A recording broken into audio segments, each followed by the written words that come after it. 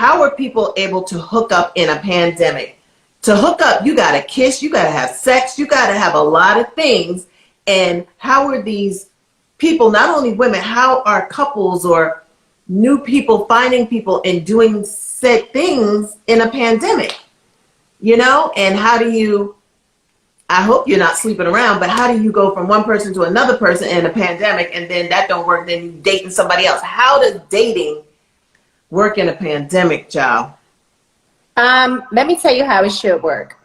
We see how it's been, because we see some things and we're like, side eye, question mark, whatever. But how it should is that whether you're dating in a pandemic or not, don't be posting every dude you date. That's nobody's business. Nope. That's advertising. That's a whole bunch. There are a bunch of reckless people out there.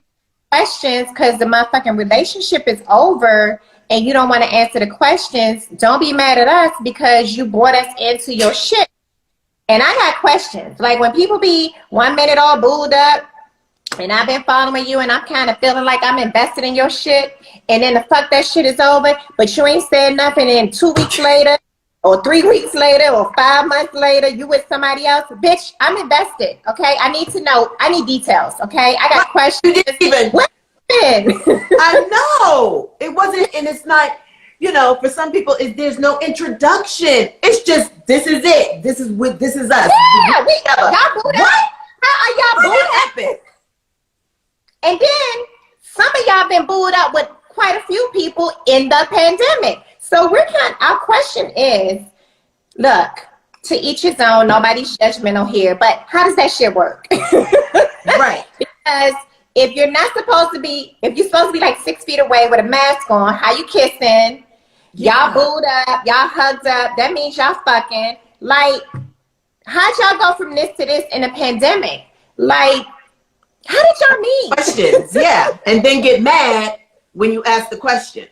Yeah. But even aside from the pandemic, you're invested in people. You follow who you follow. And yeah, you follow them because there's a connection. A lot of people follow just to be looky-loos. I get that. I'm a looky-loo on some people. I'm not invested in them. They selling something. I don't want anything that you're selling. But the people I love and buying everything black, I'm you know, there's a commitment. There's some type of relationship there. But we also want you to win. And when we feel like it's like, how does that work out? How are you reckless? And then we can't answer any questions. But when you're going through the phase, you want us to be happy and you want us to comment and you want us to be like, oh, we so happy for that relationship. And then, but when things go wrong, don't ask me nothing, I'm good. What? That's not fair. Or how about these ones who we've been invested in y'all 5-year relationship, then the shit get over, and what happened?